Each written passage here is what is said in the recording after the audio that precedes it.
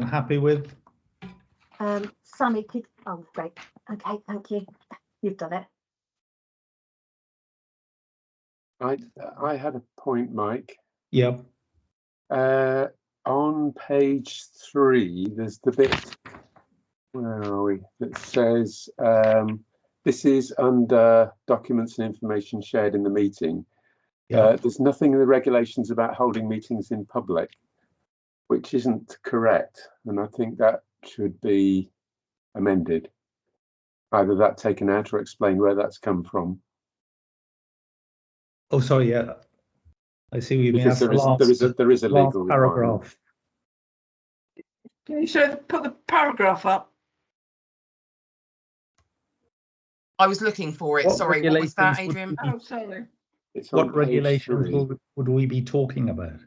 It's it was set under the 2012 Health and Social Care Act. Yeah. Which amended the 1960 Act on public admission to meetings, and also the 2007 Act, Health and something Act. Under item 6, Sammy. It's on page 3. Is that the paragraph you mean, Adrian? I can't see it on the screen. No, that's, hang on, you need to keep on going somewhere. It's after item 7. If you could scroll to the... Maybe it's on a different page. There it is. Keep going. It's after the black print. There. Oh, right, yeah. There's nothing in the regulations. That bit, ah, yeah. right, okay.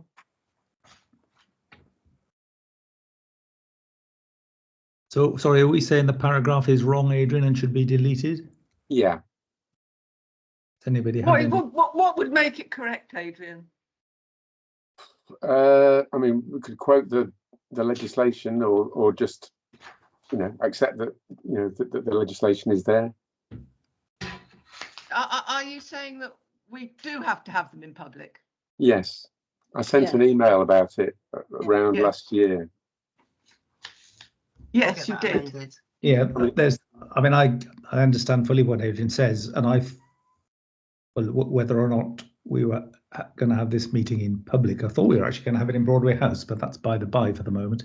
That's not necessarily public. Healthwatch seems to have a differing view to that, as I understand it. Who within Healthwatch would that be? I'm sorry? Who within Healthwatch has a differing view? Fiona, is it Yes. Ollie? Yes, it's Ollie. So I did run this by Ollie Grice, and the paragraph that was in the minutes is what Ollie had said to us. So I think it's down to the advisory board, really, how you would like to proceed going forward, because there's two trains of thought at the moment. So well, I think we should get back to Ollie and raise it, and possibly to Healthwatch England, because it's pretty basic, really. And Ollie's been around. I've met Ollie years and years about. Yeah, well, you know, after the 2012 Act came in, so I'm surprised that he isn't aware of it. I would like to know, you know, what the other, goodness knows how many Healthwatch are actually doing, whether they are all holding meetings in public or what, or why Ollie is actually. I think he said one meeting a year would be sufficient, didn't he? Or have I invented that? Yeah. Yes, well, one. He did say that. Yeah. Okay. Well, could somebody from the office contact Healthwatch England? Yes, I'll take it back and find out how many Healthwatch do actually hold their meetings in public. It doesn't matter. It doesn't matter what they're doing. We've just got to do it. And if there are regulations that say that we should be doing it, we should be doing it. Well, I think the regulations can actually be interpreted in several ways. I don't have a particular, you know, issue. We can hold everyone in public, and I would prefer them to be held, you know, not virtually, because I'm fed up of Zoom and Teams and all this kind of stuff. I don't think it's the best. I agree with you. Business.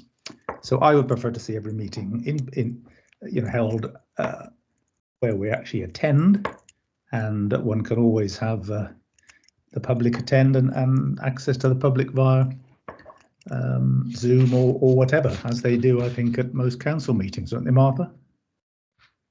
Well, they have the option in some. Yes, some council meetings, but yeah, I mean, public doesn't mean we all have to do it in person all the time. No, it just means that we have to make an effort to publicise it, and it has to be available. I mean, we didn't get people flooding in when we used to do it in public. No, but there was often the odd person came, and actually access on Teams often means you get more people tuning in than when you have it in person sometimes.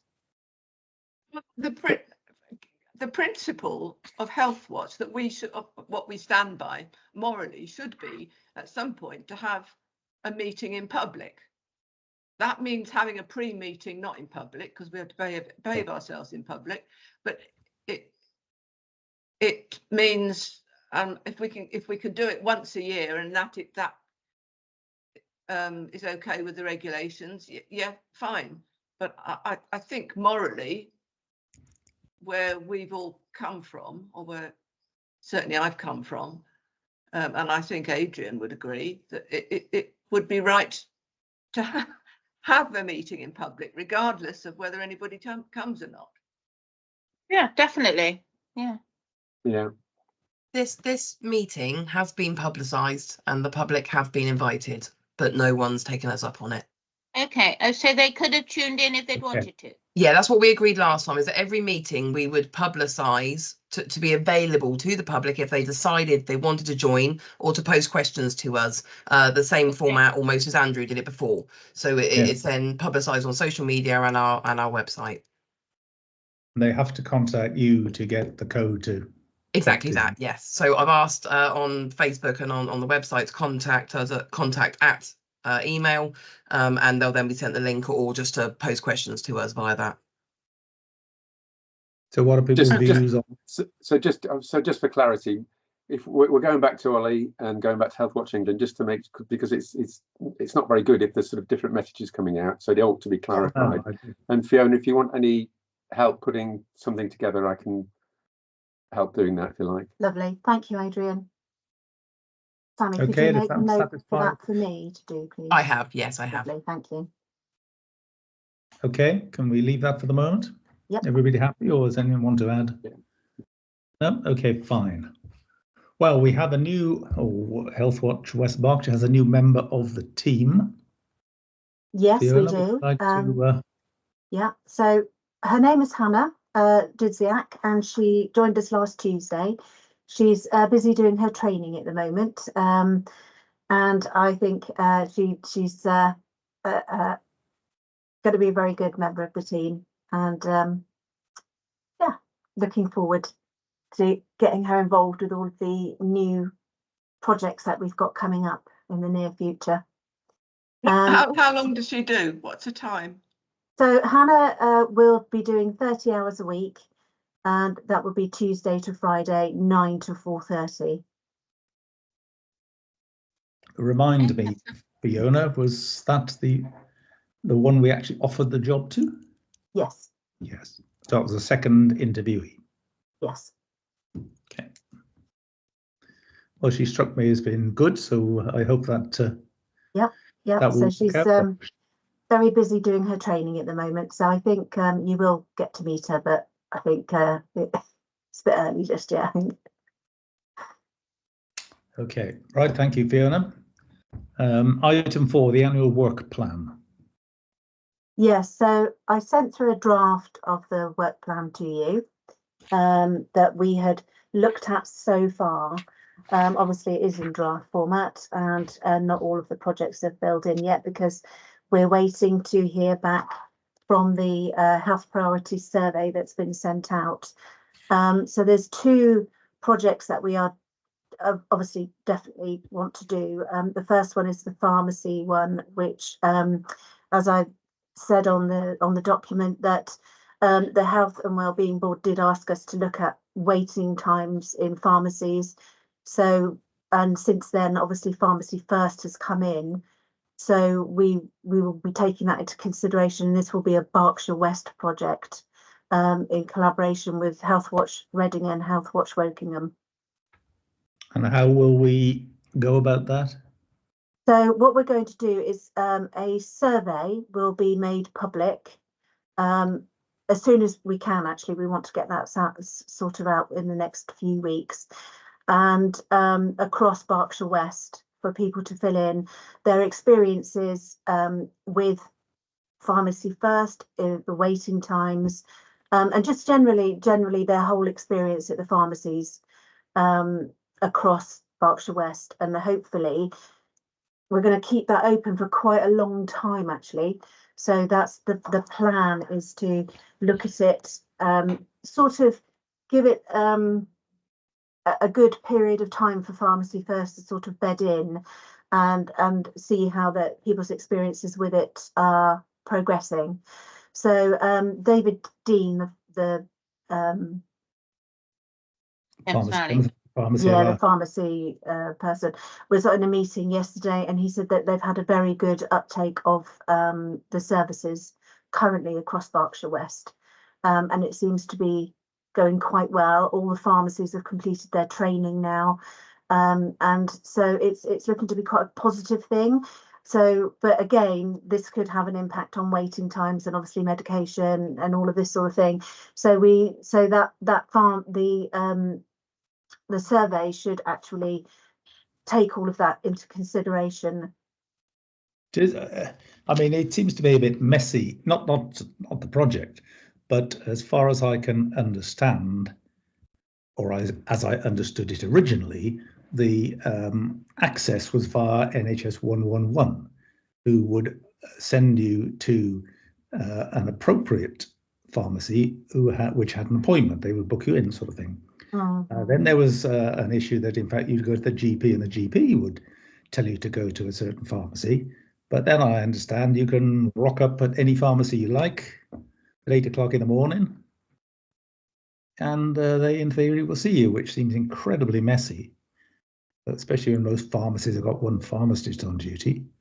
However, so I just wonder, do people fully understand, when they complain, or if they don't complain about Pharmacy First, will they actually know what it's all about, where they should have gone in the first instance?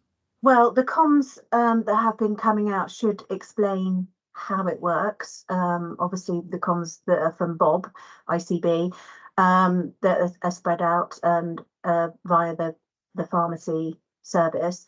So that should explain how it works. It's been quite well advertised, I believe. And I think, it's just a matter of really sort of waiting and seeing how it works, because obviously last year, there was a big concern about medication not being available, lots of waiting at pharmacies, etc. Pharmacies closing down, so there was quite a big concern in West Berkshire about pharmacies overall. So I think it's going to be quite interesting. And obviously, we won't just leave the survey open until the end. We will keep monitoring it throughout the whole period of time it's open, to see what themes are coming out from it, so that we can, kind of keep an eye on things and raise issues as we see them with the themes. So for example, it may show that actually waiting times have gone down because people have just gone in and seen whatever about something, and then come away, and hopefully the medications are starting to come back in again now. So I think it's just going to be a wait and see thing. Okay. Sorry, Martha. I will have something to say in a minute, but Martha, you've got your hand up. Yeah. Well, we had this on health scrutiny, which was the other day, Tuesday. We had an item on pharmacy provision with David Dean and Julie Dandridge there from Bob, and it's quite interesting in a way. Obviously, we put this out in a newsletter, so we had quite a lot of questions coming in from members of the public, although we don't have individual questions saying they were concerned about waiting times, etc. But one of our councillors from Thatcham, Owen Jeffries, who complained about the problems with pharmacy closure previously, I think they'd had 4 in Thatcham and they only have 2 now. He said that the 2 existing pharmacies are now working extremely efficiently, and that the pharmacy provision in Thatcham is now better than it was, even though they've lost 2 pharmacies. There's no queues. And I think I've experienced probably similar in Boots. So, I mean, the problem, you know, with Fiona knows, is that there's no more money from central government. It hasn't changed for 10 years. And so, but there is quite a lot of work going on to improve the efficiency of the existing pharmacies. And obviously, it looks as though it's worked in Thatcham, but conversely in Mortimer, where another councillor came from, it was chaos. It was obviously very inefficient. So the efficiency of the particular pharmacy is pretty crucial to how the thing works. And obviously, if there's only one pot of money being spread thinly, then it's not surprising that individual pharmacies such as Boots aren't very happy about another one opening, because it means they will get less money and that threatens their viability. But the Pharmacy First, because of the extra money it attracts, is obviously will make pharmacies that can take it on more viable. So that maybe might make sort of space for possibly another pharmacy somewhere that doesn't do Pharmacy First. Do you know what I mean? I don't know how that will progress. So I was asked, I don't know the ins and outs of Pharmacy First, whether they get the money before they start, or whether they, you know, whether they have to get going and then get the money. I would have thought they have to get the money to start up, wouldn't they? Really? I think they signed up a contract. I actually went to the Health and Wellbeing Board a week or so back, and pharmacies was an item that it was on there then, yeah. And I think David Dean said that most of the pharmacies in West Berkshire had signed up to Pharmacy First. If they've got the space, you've got to have a run. Well, I mean, I don't quite know how they necessarily can do, but I mean, I think there are changes in the way pharmacies are now, or will be allowed to dispense medicines, in the sense that you don't need to have this pharmacist checking what is effectively a production that is in a seal box, and therefore anybody who can understand that drug says that doesn't then have to be checked by a pharmacist, because that's one of the, or that has been one of the waiting times. But the thing that was, in a sense, going with what you said, that it seems that the Pharmacy Alliance are against having another pharmacy in Newbury. The reason being all about viability, that if you have another pharmacy, then it means that those that already exist will become less viable. Yeah. So I don't know whether there will be another one or not, but that was the point. Sorry, you're right, Julie. Not at the moment, but yeah. Julie? More people are going. Sorry. Julie. I'm very curious about the system of online pharmacies. Has this not been available or accessible for people, or not used? Because there's plenty of online pharmacies that are completely detached from the local GP to local pharmacy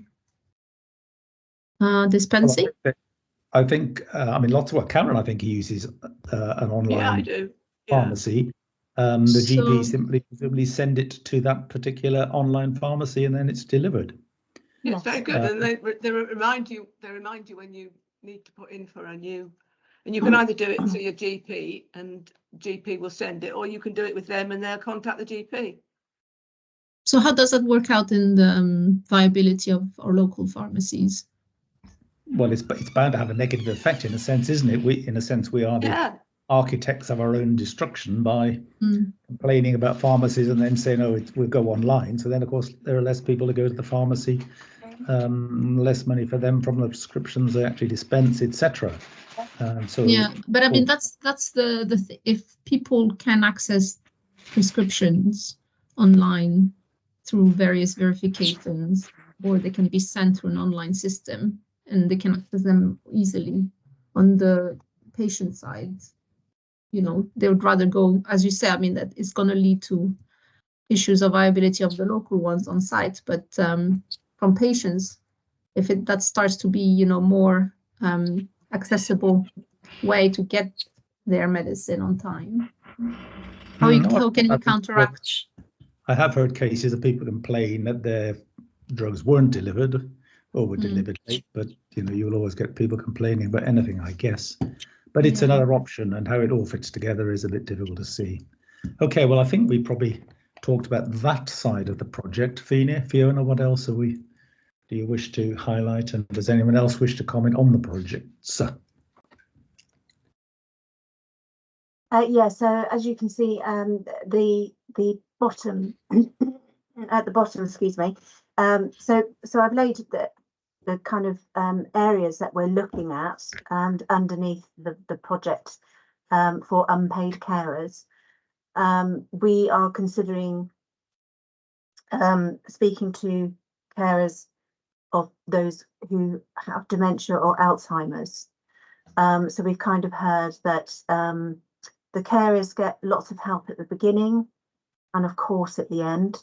However, through the process of caring for somebody, there's not a lot of help or services available for the carers to access. So we're going to do some case studies and go out and speak to carers on that particular project over the next few months. But as I say, this is still very much a draft plan, and you are our advisory board, so we're very interested in hearing your thoughts on what we're proposing.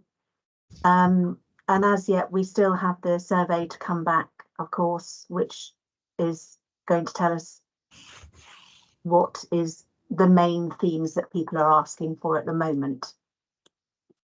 Sounds really important. That sounds good. I assume that won't include young carers, I don't suppose, will it? Because that's a specific group. Yeah, so there is a youth, no, well, the thing is, Martha, there's lots of projects that we could look at, but we do need, bearing in mind, obviously, capacity and resources, we do need to kind of focus on one project, I think, because obviously we have other projects going on underneath the other topics, as it were. So we can't have a huge, broad array of projects under a topic. We need to, you know, stick to one project per topic that we can focus on and manage adequately. And obviously we need to, you know, think about the impact that we want to have on the project. So but I can give you some idea of the themes that are coming out currently in West Berkshire, I think. Well, we've had the responses at the moment from West Berkshire. We've had 63 people reply to the survey at the moment. And overall, across Berkshire West, health inequalities and social care at home are the highest indicators of the responses that people are most interested in, followed by the pharmacy first service, youth health and maternal health in that order. Okay, and that's across Berkshire West. So. Okay. Julie, you've got your hand up. Yeah, regarding that, again, just to reiterate what Martha was saying, youth carers, I mean, nationally, you know, the numbers of youth carers is enormous. It's really enormous. And thinking about young carers of, you know, parents who have mental health issues, it just, you know, it's a massive impact on the life of children, and obviously throughout, you know, their own adult life, having had, I don't know the support type they're having here locally, but I'm very passionate about that aspect of things, you know, whether they have physical ailments or mental health ailments.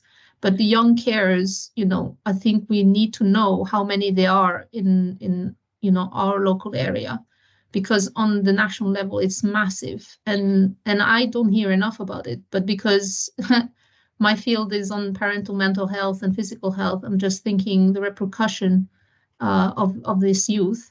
And at the same time, is the youth going to be answering the survey about their own need? Are they accessing, you know, are they being asked directly? Do we know where they are, so we can actually ask them whether this is something they want to put, you know, top priority? Because, yeah, you know, we are asking adults to answer surveys, but are we actually accessing those who we need you know, to hear their voices? So it's really something I want to put on the table if you have to pick a topic, because it is really essential, and they're very vulnerable. young carers, very vulnerable. We could probably find out a bit more from the council. I'm sure there's young carers groups, and they might know I would hope so. Yeah, numbers and things. Yeah, I don't know. Yeah, I would hope but so. It's the ones that are out there that you don't know about is what you're worried about, isn't it? Yeah, and it has huge repercussion on their well-being and their educational achievement and everything. So we're talking about, you know, transgenerational kind of health in many aspects, and I think something we need to kind of consider strongly. Okay, thank you, Julie. Jamie, did you not want to say anything now? You had your hand up a minute ago, I think. No, not particularly. It was just that there is young carers as part of the West Berkshire Council. There is a Friends of Young Carers charity in the area. So I think it'd be an interesting thing to look at, but it's a big field. So I think it would be worth, if we look at that, Julie, that we see what's already been done in the area and whether there's anything that we can collaborate on with existing pieces of work. Yeah. The water side is quite good at sort of identifying issues and working with young people. And I think Healthwatch has already got a connection with the water side, I think. Yes, they do, yeah. Sammy, you had got a hand up. I did indeed. Basically mine's along the same lines as everyone else. There isn't, well, I agree with Martha and Julie that the young carers is a massive cohort, and it's one that we don't hear from a lot. You are completely right. I think one of the reasons personally, you know, within West Berkshire that we haven't necessarily gone down the young route is because of the having to get the parents, you know, or you know, so who then, if the young person is the carer as such, who then signs for them? So it's all of those sort of issues. However, what Martha brought up made me think, and I've had a quick look on West Berks directory because it's actually a venue that I hadn't, you know, avenue that I hadn't looked down, and there is actually dementia support for young people. There's as Jamie said, there's 2 or 3 within West Berkshire, and possibly we could add just the dementia, the young carers for the dementia possibly could be part of the dementia project. I don't know if I also don't know the viability of that, but I was just thinking it could possibly be something we could look at, another cohort within the dementia carers fee. Sounds reasonable to me. Does anyone else disagree? So Adrian got a hand up. Yeah, I just support the idea of looking at young carers, because it is, I mean, you know, obviously anybody caring for somebody with dementia, you know, it's really, must be really difficult. But for young carers, you know, I think there's an argument for saying that there shouldn't be any, you know, that it's just not right that you're putting that on young people.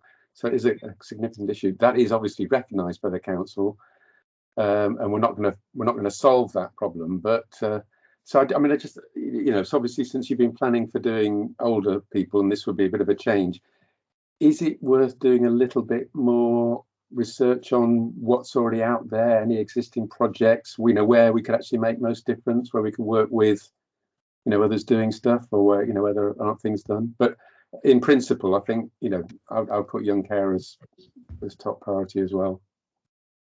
Yeah, I agree, Martha. Can I just add, I think there's a meeting, is it, well, I was going to go as a substitute to a meeting, I think it's a mental health action group later today, which unfortunately I now probably can't go to, but I think Adrian's on that.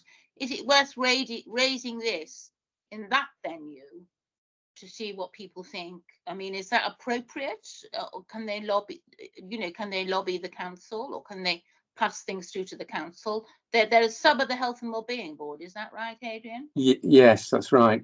We haven't actually got very many people coming to the meeting. There's been loads of apologies, partly because of people being ill. And the other slight problem is that our remit only covers adults, not young people.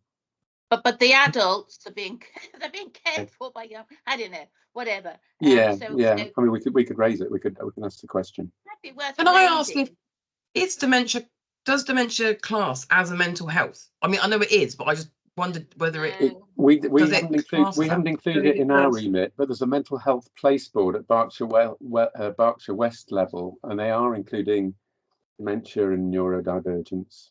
So thank you. Yeah. mental rather than physical. Uli? Yeah, so just to make a comment, I think it's very, well, it's going to be very rare that you have young carers of people with dementia because of the onset age of dementia. So I know you want to do two things at a time, but if we just take that as a category, because a dementia comes in older age, it's much likely their children will be youth by the time they're taking care of them, just to make that point. Mental health on the other side, you know, is widespread throughout, you know, ages of parents, which includes, you know, then their children being exposed to it and being their carers. And I'm not limiting to mental health, of course, that would be other physical ailments, but it's quite widespread because of the association between parental mental health and child mental health. So on top of that, if you're a carer, you know, very much exposed to it, then that association becomes stronger. So yeah, just want to comment on the dementia aspect. Okay, thank you, Julie. Right, is there anything else on the work plan anybody wishes to make a comment on? I think I'm afraid I've got problem. Sorry, Karen, carry on. Who was that? I somehow I've lost my screen. I can still hear, but we can see you. We can see you and we can hear you. Is there a tab along the bottom of the screen, Karen? There should be one that's got like a blue T. You know, along the bottom, you've got your internet and your files and your Outlook. I haven't got anything. Oh, you mean the Teams? Yes, icon, yes. Mine has only got a small T, but. Yes, exactly. I'm trying to help Karen navigate back to it. For some reason, just some reason I've got onto YouTube and I can't get rid of it. If you press escape, carry on. Well, doesn't matter. If you carry on. Karen, if you press escape up on the left-hand side of your, yeah, done that. No, not doing anything. No, carry on, and I'll. Okay, fine. So I was just going to say we have to remember that work plans are something of a moving feast, depending on what is liable to crop up at any time. But are we generally happy with the situation at the moment? Yeah. Okay. Well, thank you for that. Are you happy, Fiona? Yes, absolutely. Yeah, we will look at the unpaid carers youth as well and make a decision. Okay, thank you. Right, so the next item 5, the CQC and commissioning update. Fiona, you? So earlier February, we had CQC come to speak to us, and because obviously they were visiting the local authority, and they do contact all the commissioned services, or a large portion of the commissioned services, to ask what our relationship is like with the local authority. We currently, at the time, we didn't have a commissioner, which for our service, that's not particularly true. We did have a commissioner, but we haven't been in contact with the commissioner. Now we found out that they've been on long-term sickness, unfortunately, and nobody was really sort of taking their place. So now we have contact with somebody who's now taking that on, and going forward we will now be able to have quarterly commissioning reports with the local authority. But I did have to explain to CQC that at the time we had not had any engagement with the commissioners at all. So did they have anything to say about that? No, it was just questions, and they were all very pleasant, very pleasant people, and yeah, it was just you know, how are we getting on, what's our relationship like, are we invited to the meetings, which we are. We do sit at the table on pretty much everything the local authority ask us to. That was really, for our point of view, the only sticking point, really, which has now been resolved. So all good going forward. Does anybody wish to make any comment on that? Were you aware of this, Martha, the CQC looking at the local authority, or? Yes, Surprised. yeah. I'm I was surprised they it didn't. was, I think it just involved various chairs of committees and things, and I think I was invited and then uninvited. I think because I think they were just looking at as chair. I think I was invited as chair of whole scrutiny and the fact that we're going to be taking on adult social care and things like that. But then they just had head of scrutiny commission rather than me as well. So I didn't know how broadly it was going and all it involved, but I knew it was happening, and not quite sure whether we've had report back or where the report goes. I'm not quite sure about the after effects. Sorry, hang on a minute, Fiona, but Karen is making all sorts of hand-waving gestures, I think. Yeah. Wants to say something. I'm surprised you weren't asked, Mike. Well, no, we've got Fiona. Fiona represents Healthwatch at our meetings. I think you sometimes sub, don't you, Mike? If Fiona can't come, do you sometimes come? I sub on the Health and Wellbeing Board, yes, but Mike's the chair. Mike's the chair of this group. So you mean? Well, Fiona is the organisation. CQC have expected to speak to me. Is that what you're suggesting, Karen? Or you ought to, yeah, because you're independent. You're independent of. Well, they often. I don't think they necessarily speak to sort of PPG people when they go and look at surgeries, do they? They can be. Well, I think they usually do. Do they? I think so. Fiona and I were in a meeting with the council prior to this with the commissioning people, because Fiona was particularly concerned that there wasn't much contact between the commissioners and us. And I don't know whether I was surprised that there wasn't. Maybe they're happy that Healthwatch is doing a reasonable job and don't need to be poking and prying every month or so. I don't know. But anyway, there is now a series of meetings set up throughout the year.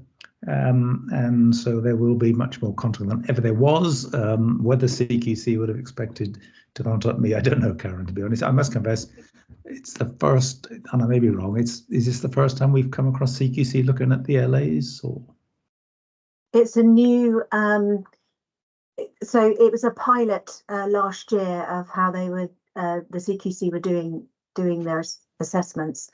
And so we were actually the local West Berkshire local authority. So they did 5 pilots last year, and then they were then going on after that to then choose new ones. And West Berkshire was actually one of the first ones that they chose. So after the pilots, so it's all relatively new about how they their processes and what they were doing. So something back to them, because I think that's a gap. I think they should speak to us. It could be feedback, you know. I mean, there's no point. Yeah, it could be put forward. I mean, to get a balanced view of Healthwatch. Yeah. But yeah, I think an independent view should always be asked. I think, Karen, Mike will be attending the commissioners' meetings with us, won't you, Mike? Going forward, I hope. So, yeah. I think, you know, we won't have the local authority assessment again for quite a few years now. I'm not sure what the time frame is for assessments, but we can certainly pass that back to our regional CQC person, Karen, for sure. Okay, is that anything else anybody wants to say about that? Okay, right, thank you. Well, the next item is that thing that can be a pain in the neck from time to time, the annual report. Fiona, what? Yeah, so that's looming, obviously, coming up soon. As you know, last year, Healthwatch West Berkshire had a sort of bit of a year and a half. So the report isn't going to be a huge big development. However, you know, we're looking forward to doing it this year. We have a new template sent to us from Healthwatch England, and I think obviously we will follow the guidelines and fill it in. That looks dreadful. What's Martha? Well, I'm just worried about Sam. She looks as though she's having a choking fit. Sorry, I'm interrupting you. She's all right. Sam, are you? You don't need assistance. Still need with us? Sorry, I was just getting a drink. I'm all right. Sorry, sorry, Martha. Thank you. Hi, she looked dreadful. Okay, I'm sorry, Fiona. Sorry. No, that's okay. That's okay. So what? Yeah. So Jamie, did you want to sort of say anything on the annual report at all? Do I want to? Not particularly, no. I mean, it's in the early stages. Yeah. Just to say that Fiona and I discussed about regularly booking in the time so that we stick it to a schedule, keep it to a good plan, so that it's ready in good time, so that we can review and make sure it's something we're happy with. So yeah, it's an interesting template. But when does it have to be sent to Healthwatch by? It's always a bit of a last minute panic. Of June. End of June or beginning? Yeah, end of June. End of June, yeah. Yeah. Right, well. So our new year starts in April for the 24-25 year. So that would be the work plan starting from the 1st of April. And then the annual report needs to be in sort of end of June. So we sort of do the writing on that. April, May, June sort of thing. And do you need any help from members of the advisory board? It's still very much in early stages yet. Jamie and I have been discussing it, and if that's okay, if and when can we call on you if we need to? That would be okay. I'm sure it would. Thank you. Right, okay. We finished with the annual report. Future agenda items.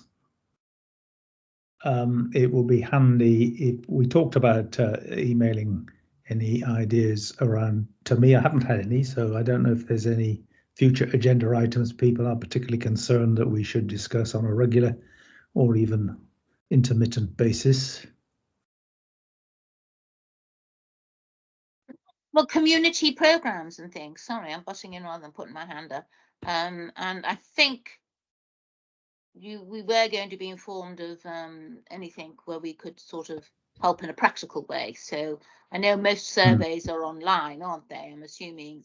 But if you are doing any visits in the community, you know, do let us know. And I certainly, if I'm available, be happy to join you in any outreach programs you're doing if I can. So I think you did start sort of trying to do that before you had all the problems, I think. But so maybe with the new member of staff, maybe we'll start more things like that. Okay. Adrian.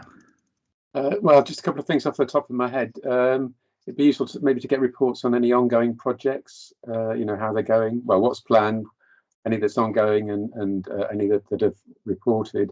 But also whether you have any stats about what you're finding. You know, I think you said you log all, you know, all queries and comments you get. So, you know, is it possible to do a summary of those at all in any way? Yes, yeah, of course. Yeah.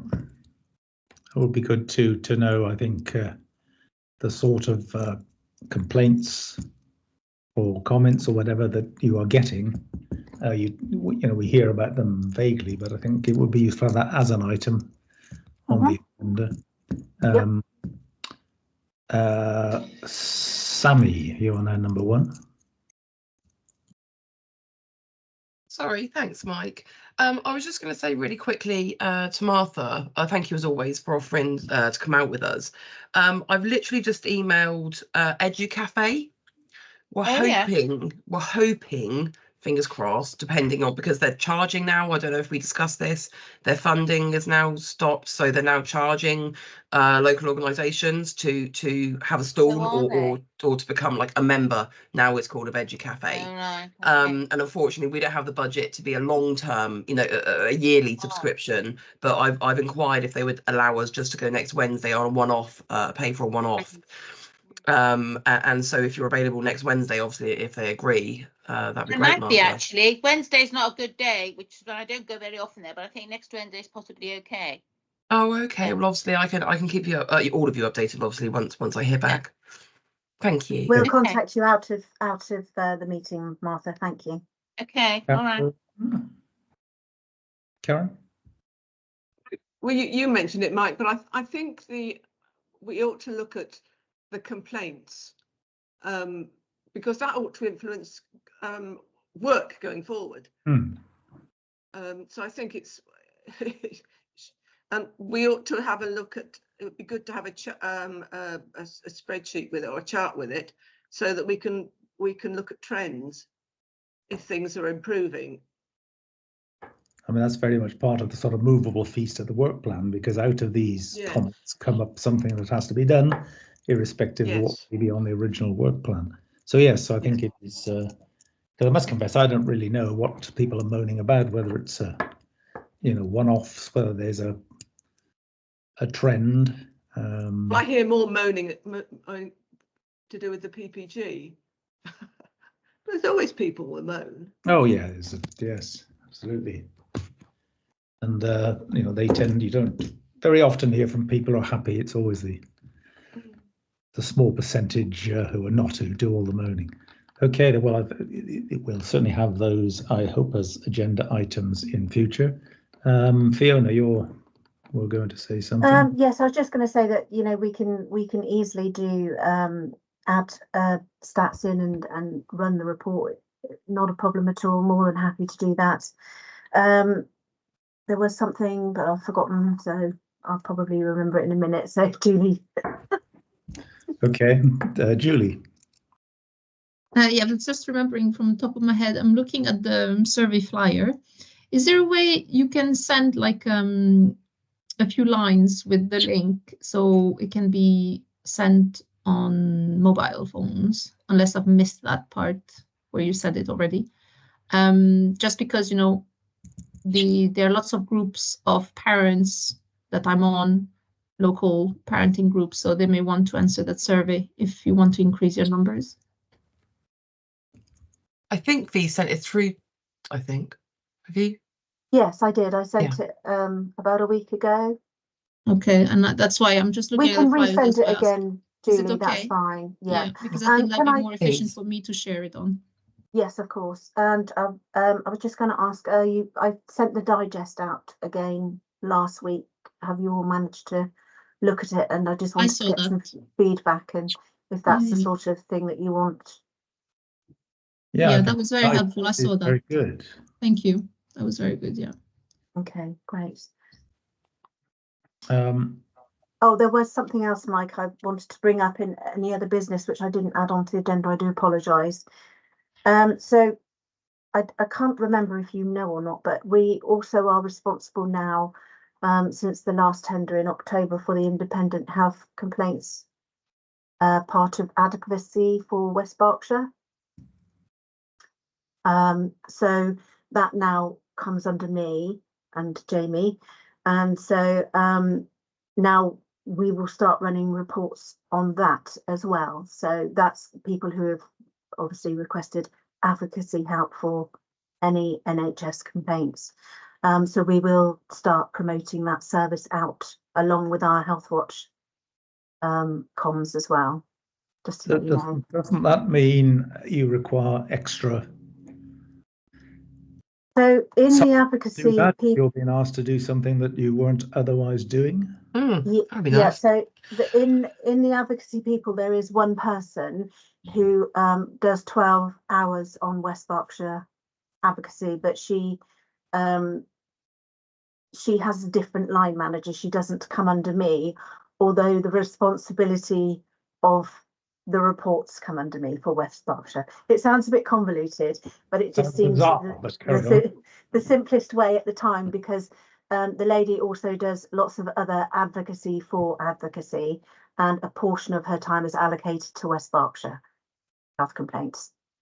So it made sense. Can we assume that she'll be doing all the gathering of statistics and passing them to you, or? So basically, she fills in something similar to what we fill in. We have Healthwatch Local, and their system is called TARDIS.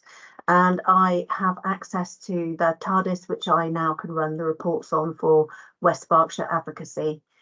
So that will now be part of our stats that we produce for the commissioners. Okay. Right, okay, well, thank you for that, Fiona.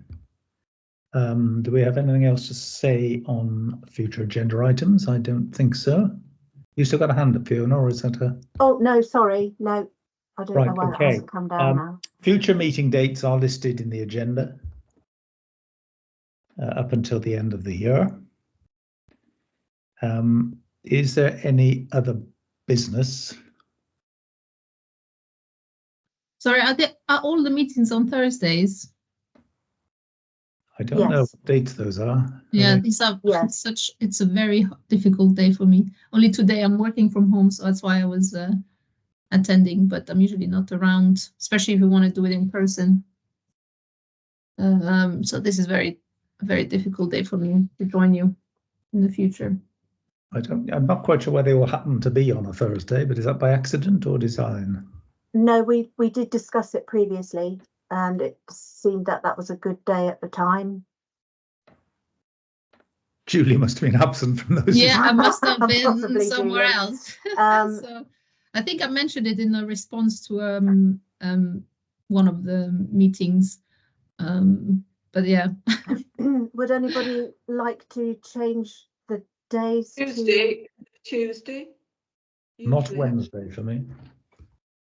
Tuesday works for me. Else have any other days that they can or can't do? Tuesday's probably okay. I mean, no date is best, isn't it? I mean, I do have a regular meetings on a Tuesday, but they're not every Tuesday, so it's whether or not there's a clash. Well, if we keep to the same weeks that we have them currently, and just see if we can change them to the Tuesday, and then you want them to all be in Broadway House going forward, is that right? So we can book a room out at Broadway House and get that organised as soon as we can, because obviously the I had a lot of confusion quickly. over the time. I crossed it out about 3 or 4 times because I'm sorry, there was confusion. There was definitely not 11 o'clock, and then suddenly it was 11 o'clock. Yes, so I do apologise that there was confusion. It was some people wanted afternoon, some people, so all the meetings will be at 11 o'clock in the morning going forward. Yes, and so we'll try to keep it to the same week that we have the dates currently, and we will try to change it to the Tuesday for everybody. Is that okay? I appreciate that. Thank you. Okay, right. Thank you, Fiona. And we'll book rooms out at Broadway House and let you know the room. Great. Okay. Will you send us a reminder, please, the day before with any links or anything that we need to have? Yes, of course. Minutes and agenda and everything or something. Yes, of course, Karen. Yeah. Thank you. And I tried opening. Sorry, I tried opening the survey, by the way, and I couldn't open it, so I don't know what I was doing wrong. You sent us the survey. Either. I've only got a draft one. Well, I just had the front sheet with a link, and then it said, "Look at the survey, do it yourself." In it. Sorry. No, that's something else. Laura Ipsilon. Oh, that's the thingy. No, it's okay. I'll pop it in the. Just bear with me, and I'll pop it in the chat for you. Can you all access the chat currently? No. Don't know how to do that. Can you email it, please? Yes, I'll email it. I'll email it after the meeting, Karen, to everybody. Okay. Okay, right. Thank you, Fiona. And the really other item, which I've delayed till after AOB, is some exciting future event you seem to be going to, and maybe any of those of us who wish to help can do, and that's the Chocolate and Craft Fair, which sounds exciting. Which is at Mary. Yes, that's coming up soon. Oh, actually, could you just tell us a little bit about what that is? Yes, so it's at Mary Hare on the 24th of March. They have one every year. It's a little chocolate and craft fair to raise money for Mary Hare School. And we're going to have a stall there to promote the survey that we've got out currently. And Sammy and our new team member Hannah, and also, which I did forget to say, we have a new member of our volunteers called Ina, and she is also going, and she's very keen to get out into the community for us. So Ina is going to be taking our posters and Have Your Say forms out to all of the dentists in West Berkshire at the moment. That's a project that she's going to be doing, and she's going to help us out at the chocolate day. So that will be fun as well. So yeah, Nice. so that's we do have other events booked in. We're going to the summer fete at Hennick this year. Hopefully Speen Fete when they get their date going. We've got quite a few other bits booked in, haven't we, Sam? We're going out to vulnerable groups too. So and we can always share our event calendar at the next meeting too. Yeah. Right. So you do that. I'm afraid I must go. Don't worry, we're almost about to go as well, Karen. So, but Okay. Thank you, and I hope your problems. Are you still seeing us, by the way? Am I still? Can you see us now? Or Oh yes, I've got you back somehow. Oh, you're back. All right. Okay. I don't know how. Okay. Well, thank you, Karen, and Bye. so if that's all, I think I'd like to thank everybody for coming this morning, and let's hope for some sunny weather, and we shall meet again at the next meeting in June. Thank you. Thank you very much. Thank you. thank you very much. Bye-bye. Bye bye. Bye. Bye bye. Bye.